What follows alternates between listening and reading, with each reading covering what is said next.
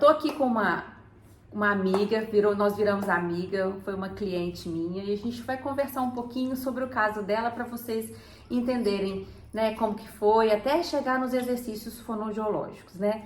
Então vamos lá, Regina, como tudo começou, antes de chegar em mim? Como você percebeu sua língua? Como que você descobriu que a sua língua estava mal adaptada? Então, quando eu comecei a fazer o tratamento de apneia, o médico já logo me disse que a minha língua era muito alta e que isso era um problema fisiológico e que seria interessante procurar uma fonoaudióloga. Mas eu ainda demorei mais um pouquinho para perceber isso. E no tratamento da insônia, eu fiz várias situações para melhorar a questão do meu sono. Uma delas foi procurar um acupunturista. O acupunturista era também um fisioterapeuta. E conversando com ele, ele me disse que a minha língua estava flácida, que ela estava saindo de fora dos dentes e que a língua ela tem que estar sempre acomodada. E a partir desse dia eu comecei a observar que realmente, às vezes eu até mordia no cantinho, às vezes fazia uma feridinha, depois aquilo sarava, eu mordia de novo e não percebia isso. E foi muito bom ele me chamar a atenção para esse ponto, que eu comecei a notar, comecei a observar melhor e eu mesma também percebi a necessidade de procurar uma fono. Sim. Então, você sentia que você mordia a língua, né? Mordia e era a língua. À noite. Mais à noite. De dia você então não sentia que mordia? Para comer, para mastigar, nunca aconteceu? Foi só à noite mesmo? Morder, não. Mas antes do tratamento ortodôntico, eu percebia que a minha língua era muito para fora, entre os dentes ou às vezes para fora. Ao conversar, ao deglutir os alimentos, às vezes ela ia junto. Hoje, como eu aprendi a fazer essa questão de deglutição, eu já presto mais atenção nisso. Então, assim, realmente era um posicionamento muito ruim. E com a idade, eu já tenho mais de 60 anos, nós percebemos que ela realmente fica mais flácida mesmo, Sim. como qualquer outro músculo do corpo que precisa ser trabalhado.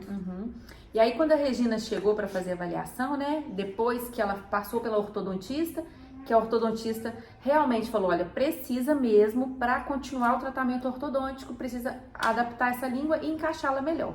Aí nós fizemos a avaliação, fizemos o tratamento, que durou um pouquinho mais do que o previsto, porque a gente estava pensando também não só na parte ortodôntica, né? A gente fez um mês a mais pensando na apneia, né? Então eu falei, vamos fortalecer mais para a gente melhorar. E aí você até, na época eu lembro que você tinha um aplicativo das apneias, né? Sim. E que você mostrava para o médico e realmente diminuiu um pouco a apneia. Só que você também precisou, além de fazer os exercícios fonoaudiológicos e trabalhar o jeito certo de mastigar e engolir, também fazer uma dieta, não era isso? Sim. Vou falar um pouquinho até sobre a apneia. Quando, em 2018, que eu tive um processo de insônia e comecei a ficar muito adoecida e eu não sabia o porquê, eu resolvi procurar uma medicina do sono, até em Barbacena, que aqui em São João del Rei não tinha, para poder saber o que poderia ser feito para melhorar essa questão da insônia. Então ele me pediu uma polissonografia e na polissonografia ele percebeu que eu tinha uma apneia gravíssima. E uma das questões dessa apneia gravíssima é a questão, como eu já falei anteriormente, do posicionamento da língua. Que a minha língua, ela era muito alta no fundo. E ela praticamente cobria o palato, né? E ao respirar à noite, cobria e eu não conseguia respirar. Inclusive, como eu tinha uma apneia grave, eu tive que usar o CPAP, que é um aparelho que ajuda na respiração durante o sono. Na época, eu cheguei a ter 34 paradas por hora. Hoje não. Hoje é 0,1, 0,3. Contando numa noite de sono de 8 horas, não dá nem 8 apneias. Que, na verdade, 5 apneias são normais para qualquer pessoa. Para qualquer pessoa. Então, hoje eu posso dizer que eu estou totalmente controlada. E os exercícios com a Daniela me ajudaram muito com você, né? Me ajudaram muito nisso. Sim. Porque senão estaria... Porque a gente pensou não só na língua, né? A gente queria encaixar, não só tirar a língua da frente da boca, o que prejudicava a dentição, mas também pensar na postura dela por completo, para liberar a via aérea, né? Para deixar o palato, a garganta aberta, para quando ela dormisse, essa musculatura, como ela não estava mais flácida, ela mantinha o tamanho dela e não caía, não fechava a passagem do ar. Isso né? mesmo. Mas uma coisa muito importante que eu quero falar. Não adianta simplesmente ir na sessão, fazer, aprender e depois deixar para outra semana. A gente tem que fazer todos os dias, de acordo com a orientação que ela passa. Sim. Se são 3 vezes, se são 2 vezes, quais são os exercícios, observar, nós mesmos observarmos se estamos evoluindo, não somente ela, porque quando a gente chega na próxima consulta, na verdade, essa avaliação inicial, ela não é só inicial, ela é contínua, porque toda consulta que a gente vai semanalmente, ela pergunta como está, observa como que está esse posicionamento da língua, se a gente fez os exercícios. Então é importante, neste caso principalmente, é importante ter muita disciplina. Sim. Eu fiz todos os dias, 3 vezes ao dia. Sim. E eu vou ensinando também, explicando como que tem que chegar a língua, né? Sim. Então, ao mesmo tempo que eu peço para vocês abrir a boca, eu ver, deixa eu ver a língua. Primeira coisa, né? Deixa eu ver a língua, abre a boca, né? Antes de qualquer Isso coisa, mesmo. abre a boca, deixa eu ver. É vocês também perceberem a mudança, né? Porque a mudança vai vindo devagarzinho, mas ela vai acontecendo. Vai acontecendo. E não é um tratamento longo, né? Igual eu Não. falo. Tem data para começar e data para terminar, né? Se fosse Sim. uma coisa que não tivesse previsão, mas são exercícios que a gente tem previsão de término, né? A gente não fica um ano fazendo.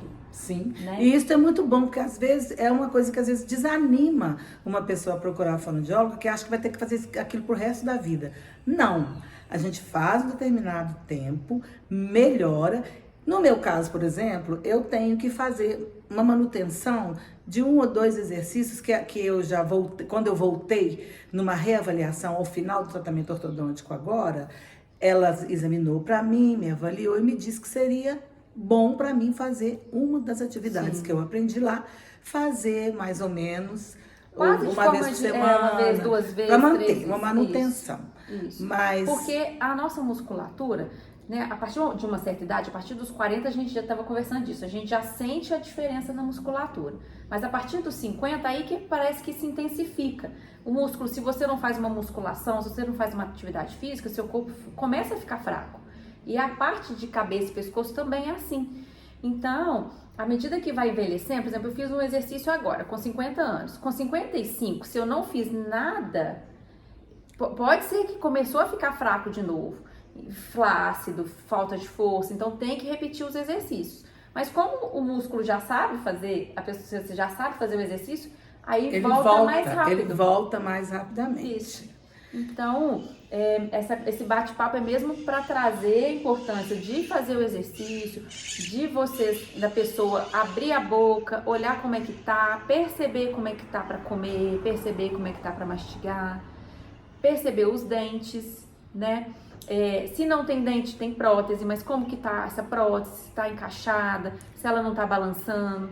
E se vai fazer um implante coclear, ou um implante dentário, é importante também depois ou antes passar por uma avaliação fonoaudiológica para saber como que tá essa língua, se a gente precisa fazer exercícios para posteriorizar, para deixá-la mais firme, mais contida na boca, né? Então é isso, né? É mais um vídeo mais para informar e para esclarecer Sim. sobre a importância de se olhar para a boca. Com certeza. Né? É a questão do autoconhecimento. A gente sabe que tem um problema, está tratando do problema, a gente está se conhecendo, né? Então, temos que fazer a nossa parte. O profissional faz a dele, mas nós temos que fazer a nossa. Então, tem que treinar os exercícios? Vamos treinar. Isso é muito importante para o sucesso, que foi no meu caso, que eu obtive um grande sucesso. E foi um sucesso porque a Regina ela foi disciplinadíssima. Se não faz o exercício, não dá resultado. Então depende muito mais. É 50% do profissional e 50% da pessoa. Sim. É um casamento. Casamento. É um casamento. Se não der match ali, se não der certo, não dá resultado. Né? Isso mesmo. Então, obrigada, viu?